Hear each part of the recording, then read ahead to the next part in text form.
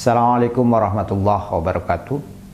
Alhamdulillahirabbil alamin. Wa bihi nasta'inu ala umurid dunya waddin. Wassalatu wassalamu ala asyrafil anbiya wal mursalin sayyidina wa maulana Muhammadin wa ala alihi wa sahbihi wa barik wa sallim ajmain. Amma ba'du.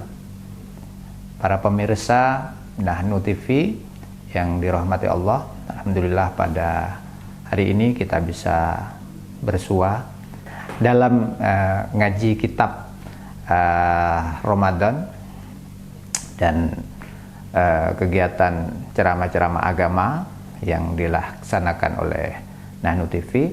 Alhamdulillah kita bisa bersua di sini dengan keadaan sehat dan tentu bahagia serta tetap melaksanakan ibadah puasa Ramadan. Semoga kita diberikan kekuatan untuk melaksanakan ibadah Ramadan ini dengan baik hingga akhir Ramadan nanti.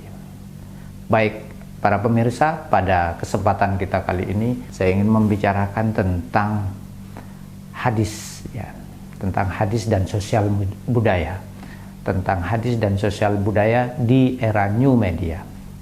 Sebagaimana kita tahu, hadis merupakan kullu ma udhifa ilan Nabi sallallahu alaihi wasallam qaulan, fi'lan, takriran, sifatan.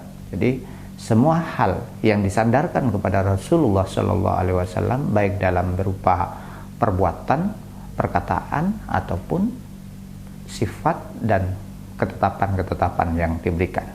Jadi hadis sejak dulu menjadi salah satu sumber yang penting dalam agama Islam dan selalu diajarkan, selalu dipahami, selalu dipelajari dan diamalkan oleh umat Islam pada masa dulu hingga saat ini. Nah, bagaimana pada saat ini? Hadis terutama ketika dikaitkan dengan ruang sosial budaya di era new media. Era new media seperti kita ketahui ada banyak perubahan-perubahan teknologi. Nah, itu kemudian juga memberikan satu bentuk peluang dan sekaligus tantangan tersendiri bagi hadis. Nah, sebelum ke sana saya ingin menjelaskan tentang bagaimana sebenarnya modernitas ya, modernitas dalam hal ini kemudian berkontribusi dalam mengubah agama. Dalam hal ini salah satunya adalah hadis ya. Dulu banyak orang yang anti dengan modernitas. Orang-orang menjadikan modernitas ini sebagai satu momok, karena di dalam modernitas itu ada sekularisasi, kemudian ada globalisasi, ada individualisasi ya. Pokoknya hal-hal yang memungkinkan agama itu runtuh nilai-nilainya. Jadi orang menganggap modernitas itu sebagai satu bentuk bid'ah ya, hal-hal yang baru, teknologi dan lain sebagainya, perubahan-perubahan itu merupakan dianggap sebagai bid'ah. Dan sebagaimana dalam khutbah-khutbah Jumat ya, namanya bid'ah itu kullu bid'atin dolalah wa kullu dolalatin finnar. Nah, ini yang sering kali didengungkan oleh para penceramah kita. Nah, sebagian orang, sebagian kelompok banyak yang menggunakan hadis ya, hadis di sini sebagai kritik terhadap realitas sosial, terhadap perubahan sosial, terhadap modernitas salah satunya. Jadi misalnya ada sesuatu yang baru yang dianggap bid'ah, kemudian harus kembali kepada pasal pertama lah, seperti itu. Jadi harus kembali kepada hadisnya bilang apa, nah itu kembalikan seperti itu. Jadi hadis itu menjadi kritik terhadap realitas. Nah, kemudian hal yang lain adalah modernitas itu mengubah wajah agama. Dalam hal ini juga dalam konteks apa yang kita bicarakan ini adalah hadis ya. Jadi di era revolusi industri 4.0 ini hadis menjadi semakin memiliki peluang dan tantangannya ya. Dalam hal ini teknologi yang semakin canggih seperti Internet of Things, misalnya AI, kemudian bank data misalnya ya, itu telah memampukan dan memaksa kita untuk semakin kreatif dalam dalam hal tampilan dan menampilkan teks-teks keagamaan, dalam hal ini teks hadis ya. Jadi ini kemudian mengajak kita kepada poin yang selanjutnya, yakni hadis di era digital. Bagaimana sebenarnya hadis di era digital ini? Jadi hadis-hadis yang selama ini disampaikan melalui mimbar-mimbar, melalui ceramah-ceramah keagamaan yang sifatnya offline, melalui diskusi-diskusi dalam ruang-ruang klasikal, sorogan, ini sudah berubah. Jadi di era digital ini, di era terutama setelah 4.0 ini, revolusi industri ini, jadi konten-konten tentang hadis itu semakin variatif. Dia itu sudah visual ya, kemudian singkat, sudah ada streamingnya juga. Misalnya kalau kita ke YouTube, sudah dilaksanakan secara langsung, kemudian bisa ditonton oleh semua orang yang mungkin tidak berkesempatan hadir. Jadi kemudian hadis misalnya tentang hendaknya orang yang tidak hadir menjelaskan kepada hendaknya orang yang hadir menjelaskan kepada orang yang tidak hadir tentang materi yang disampaikan Rasulullah. Itu tidak lagi berlaku ketika ketika pengajian disampaikan melalui live streaming. Seseorang yang ingin belajar bisa saja sewaktu-waktu, entah mau tidur, bangun tidur, atau mau kerja, ketika kerja mendengarkan ceramah-ceramah atau konten-konten keagamaan itu. Nah, live streaming saya kira menjadi satu hal yang sangat penting di sini dalam mensosialisasikan konten-konten keagamaan yang dulunya hanya bisa dikonsumsi oleh sebagian orang menjadi banyak dikonsumsi oleh seluruh orang, bahkan di belahan dunia ini, di belahan dunia manapun. Jadi apa yang diprediksikan oleh McLuhan dengan global village-nya, desa global, itu betul-betul menjadi nyata. Padahal McLuhan itu memprediksinya itu di tahun 60-an ya, 1960-an, yang itu masih ada cuman perangkat telepon yang sifatnya sederhana. Jadi dia sudah memprediksikan nanti akan terjadi apa yang dia sebut dengan global village. Nah, hal itu semakin kesini semakin menjadi nyata. Jadi kemudian di era hadis di era digital itu disampaikan dengan pesan-pesan singkat. Kalau kita dulu memahami hadis itu, misalnya hadis tentang munafik, itu hanya 3 saja ya.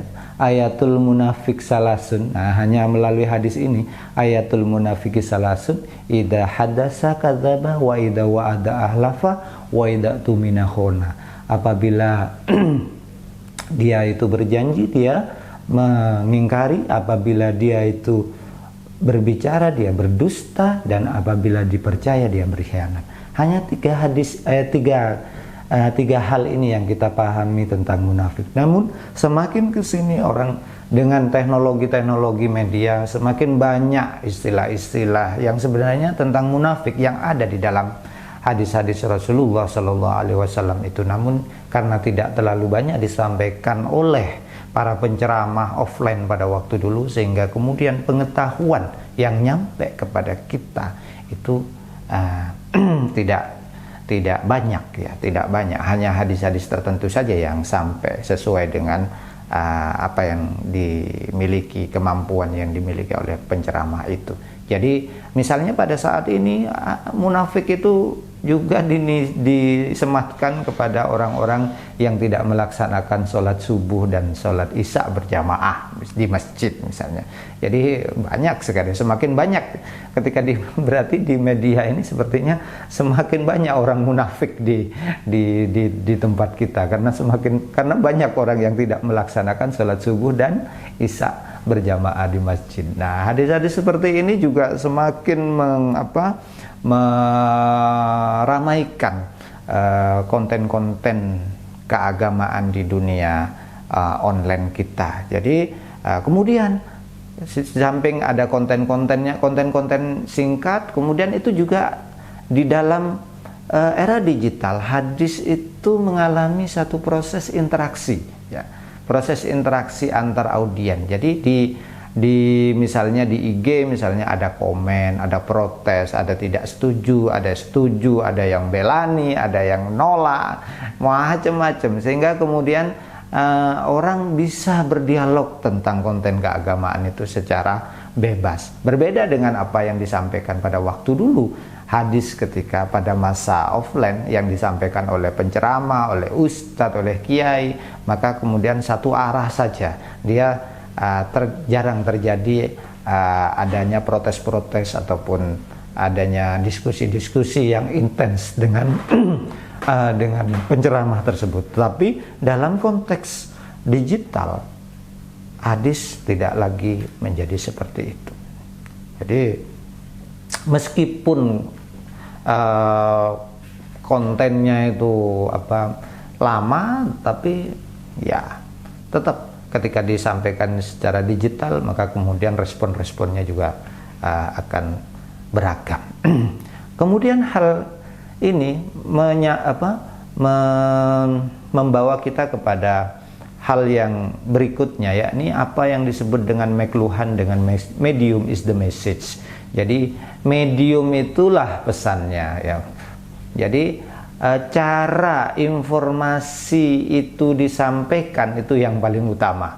Jadi dalam konteks kajian, misalnya kita melihat Instagram, misalnya ada video-video reels, entah itu di Instagram ataupun di TikTok ataupun yang ada di Facebook, kita lihat bahwa sepertinya konten hadisnya itu biasa-biasa saja, tapi karena ada backsound yang JJ misalnya, ya, jedak-jeduk misalnya, kemudian juga ada pewarnaan di dalam gambar, kemudian latar yang macam-macam, sehingga kemudian itu membuat orang itu berhenti untuk membaca, ya. Padahal sebenarnya karena ada medium itulah kemudian seseorang itu kadang-kadang berhenti dan menonton karena mendengarkan ada suara lagu, lirik, ya, lirik lagu yang enak didengar, sehingga kemudian dia itu berhenti. Jadi akhirnya juga kemudian ikut membaca teks tersebut. Jadi medium is the message. Cara informasi itu disampaikan menjadi kunci yang betul-betul perlu kita perhatikan sebagai orang yang melek dengan teknologi, sebagai orang yang melek dengan sebagai orang yang melek dengan modernisasi yang semakin canggih ini. Jadi dalam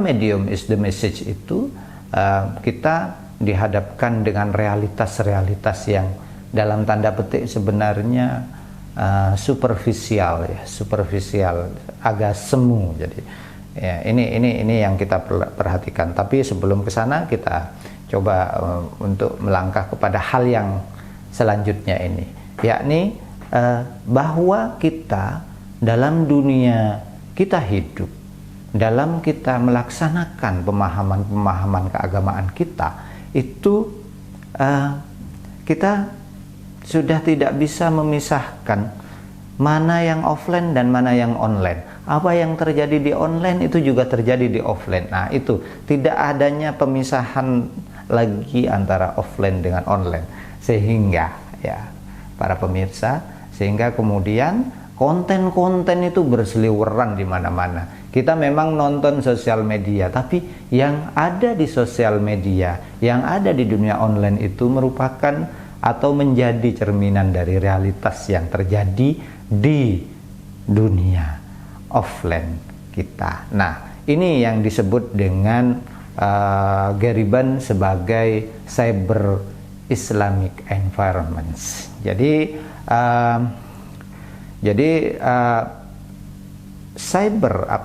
lingkungan cyber Islam ini sudah menjadi bagian penting dari umat Islam. Umat Islam tidak bisa kemudian mengabaikan hal ini. Adanya website-website tentang orang belajar agama seperti NU Online, kemudian Muhammadiyah atau bahkan yang lain-lain, itu menjadi media-media yang semakin kesini semakin dicari. Belum lagi kemudian AI, sehingga kemudian AI dengan big datanya kemudian bisa memberikan informasi-informasi yang memang kita perlu cek keakuratannya. Tapi dunia-dunia seperti ini telah menjadi satu dunia yang kita jalani di dalam kehidupan kita sehari-hari. Media sosial mempengaruhi kita, mempengaruhi psikologi kita, realitas yang ada di luar sana, realitas yang ada di negeri kita, yang kita baca dari medsos-medsos, itu mempengaruhi terhadap cara kita melihat sesuatu, mempengaruhi persepsi kita dalam menyimpulkan atau memberikan argumen-argumen terhadap sesuatu itu. Salah satu contoh misalnya kita lihat di medsos-medsos, kita seringkali mendapatkan caption-caption hadis ya, caption-caption hadis di IG misalnya ya. Ada banyak caption disampaikan dengan berbagai warna seperti tadi yang kita katakan medium is the message. Itu medium is the message itu menjadi satu hal yang sangat penting di dalam cyber Islamic environment. Ada kemasan-kemasan yang disajikan.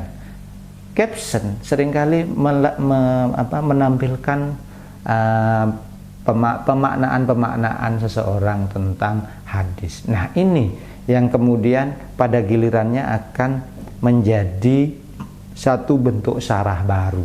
Kalau dulu syarah hadis disampaikan secara digital, tapi dulu syarah hadis disampaikan secara manual dalam buku-buku, tapi sekarang hadis dalam dunia media, new media, disampaikan dalam bentuk caption, penjelasan yang bermacam-macam. Lalu hal yang terakhir sebenarnya, lalu apa makna dari adanya realitas sosial media dan hadis yang sebegitu kompleks di media di era revolusi industri ini? Apa yang bisa kita refleksikan? Pertama, saya kira yang pertama kali adalah kita harus menyampaikan hadis itu secara kontekstual, sesuai dengan nalar zaman yang ada saat ini. Mari kita dekatkan hadis itu dengan sampel-sampel, contoh-contoh yang ada pada masa saat ini, yang dekat dengan generasi pada saat ini. Tentu hadis dengan melakukan kontekstualisasi, kita mengambil nilai, apa sih nilai atau value yang mau kita sampaikan di satu hadis itu. Jadi itu nilai itu penting sekali. Kemudian selain itu yang pertama, yang kedua adalah kita perlu memperbaiki substansi ya. Nah, ini dengan melalui kontekstualisasi terhadap teks-teks hadis, kita perlu memperbaiki substansi. Jadi bukan hanya bingkai, bukan hanya bungkusnya saja. Misalnya medium is the message, tapi isi dari hadis ini kita perlu kontekstualisasikan dengan visi Islam sebagai agama yang selalu sholihun likulli zamanin wa makan, sebagai agama yang selalu meruang dan waktu, yang selalu sesuai dengan konteks zaman dan keadaan yang berkembang pada saat itu. Saya kira makna-makna ini yang perlu kita